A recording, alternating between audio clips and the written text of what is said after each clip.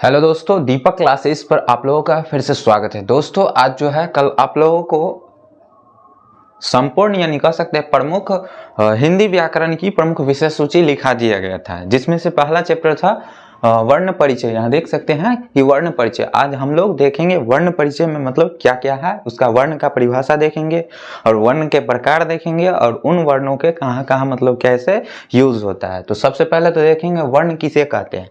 वर्ण जो होता है एक टुकड़ा है जिसका टुकड़ा नहीं किया जा सकता है। वर्ण को कभी विभाजित यानी टुकड़ा दो खंडों में टुकड़ा नहीं किया जा सकता है। यहाँ देख सकते हैं कि सिंपल वे में देख सकते हैं वर्ण उस मूल ध्वनि को कहते हैं, ध्वनि यानी साउंड जो होता है उसको वर्ण उस मूल ध्वनि को कहते हैं जिसके खंड या टुकड़ा क्या है, तो जिसके खंड या टुकड़े न किया जा सके। वर्ण उस मूल ध्वनि को कहते हैं जिसके खंड या टुकड़ा नहीं किया जा सके। और उसके बाद क्या है, जैसे में हम ले लेंगे अ ई ख, मतलब आधा जो ख होता है अर्ध ख यानी ख क आदि, ये सभी जो क्या है आदि कहने मतलब वो वर्ण में नहीं आता है। ठीक है, तो आप लोग उसको ध्यान दीजिएगा। और इसके बाद जो है कहा जाता है कि लिपि को क्या, किसको, तो लिपि को वर्ण संकेत भी कहते हैं। लिपि जो होता है उसे हम वर्ण संकेत भी कहते हैं। और उसके बाद जो है वर्णों के समूह को वर्णमाला कहते हैं। चैनल पर बने रहिएगा। चैनल पर नए आए हैं तो चैनल को सपोर्ट कीजिए और सब्सक्राइब भी कीजिए। वर्णों समूह को वर्णमाला कहते हैं। क्या कहते हैं, तो वर्णों के समूह को वर्णमाला कहते हैं। उसी प्रकार से है कि वर्ण के टोटली देखा जाए तो मुख्य रूप से दो प्रकार होते हैं। वर्ण के दो प्रकार होते हैं। पहला होता है स्वर वर्ण और दूसरा होता है व्यंजन वर्ण। स्वर जो स्वतंत्र रहता है और व्यंजन जो स्वर वर्ण की सहायता लेता है।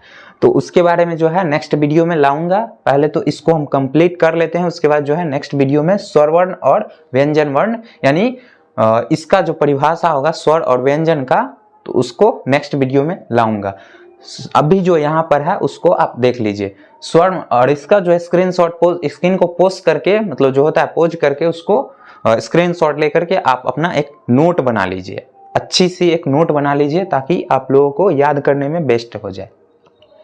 यहाँ दिया गया है वर्ण, जैसे कि वर्ण जो होता है मुख्य रूप से 11 होता है। जैसे अ आ ई उ ऋ ए ऐ ओ औ, जो कि टोटली कितना होता है 11 होता है। ये भी यानी आपसे पूछे कि वर्ण स्वर कितने होते हैं, स्वर कितने होते हैं। वर्ण दो प्रकार के होते हैं, स्वर वर्ण और व्यंजन वर्ण। स्वर कितने होते हैं, तो स्वर जो होता है 11 होता है। कितने 11 होता है। और उसी के साथ जो है व्यंजनों की संख्या क से लेकर म यानी टोटली 25 होते हैं। यहाँ देख सकते हैं व्यंजनों की संख्या कितनी है।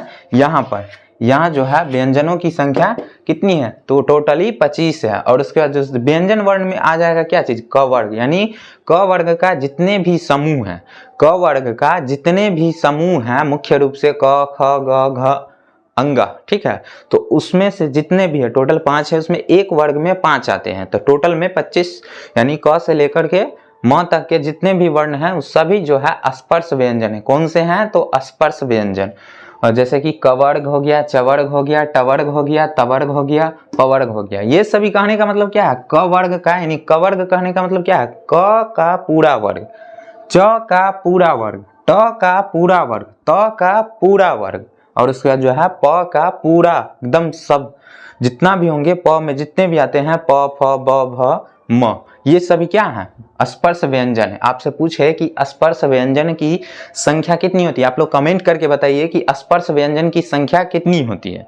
तो आप लोग जल्दी से इसको कमेंट करके बताइए कि स्पर्श व्यंजन की संख्या कितनी होती है, तो 25 होती है। और कमेंट करके भी बताइए कि आप लोगों को याद हो गया है। और उसके बाद जो है अंतःस्थ व्यंजन क्या है, तो अंतःस्थ व्यंजन देख सकते हैं। अंतःस्थ व्यंजन जो अंतरीय आत्मा से यानी अंदर से जो आवाज निकलता है, य र ल व, ये सब कहां से आता है, अंतःस्थ व्यंजन से। य र ल व ये सब क्या है, तो अंतःस्थ व्यंजन है। उसके बाद है उष्म व्यंजन, जिस व्यंजन के उच्चारण में कुछ खास उष्मा निकलती है। उष्मा बोले तो उष्मा निकलती है, यानी जिस व्यंजन में कुछ खास उष्मा निकलती है, जैसे कि तलाबेसा, मूर्धन्यसा, दंतेसा, ह, ये सभी क्या है उष्म व्यंजन। अंतःस्थ व्यंजन क्या है, य र ल व। और उष्म व्यंजन क्या है, तो तलाबेसा, मूर्धन्यसा, दंतेसा और ह।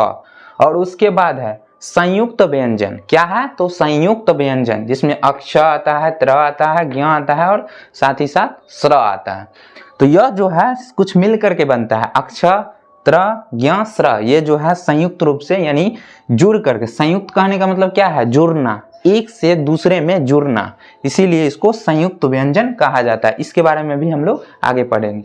तो आज जो है मतलब आज तो है इतना ही वर्ण परिचय के बारे में, और नेक्स्ट वीडियो में जो है वर्ण परिचय का और कुछ छोटा सा वीडियो है और मतलब बच गया है, जिसमें वर्ण का परिभाषा हम लोग पढ़ लिए हैं। इसमें अब स्वर वर्ण, व्यंजन वर्ण की परिभाषा पढ़ेंगे और उसके साथ ही साथ संयुक्त व्यंजन की परिभाषा पढ़ेंगे। तो आज के लिए इतना ही। वीडियो कैसी लगी लाइक कर दीजिएगा और चैनल पर सब्सक्राइब मतलब चैनल पर नए आए हैं तो चैनल को सब्सक्राइब कर दीजिएगा और अधिक से अधिक दोस्तों में शेयर कर दीजिएगा। याद रखिएगा क्या, मेरा एक और चैनल है DSL, जिसका नाम है दीपक शाह लेक्चर्स। क्या है? तो DSL। इस चैनल का नाम है दीपक क्लासेज, दीपक क्लासेज, और उस चैनल का नाम है दीपक शाह लेक्चर्स। इस चैनल का नाम है जो अभी चल रहा है मतलब चल रही है जिस पर वीडियो, वो जो है दीपक क्लासेस का है। और इस एक और चैनल है उसको भी सब्सक्राइब कर लीजिएगा यदि नहीं किए हैं तो। उसका नाम है DSL अर्थात दीपक शाह लेक्चर्स। तो चलते हैं, आज के लिए इतना ही। और आप लोग अपने पढ़ाई को काफ़ी बेटर कीजिए। इस चैनल के माध्यम से आप लोगों को जितने हो सके जितने उसको शेयर कीजिए और दबा के शेयर कीजिए, लाइक भी ठोकिए। चलते हैं, धन्यवाद।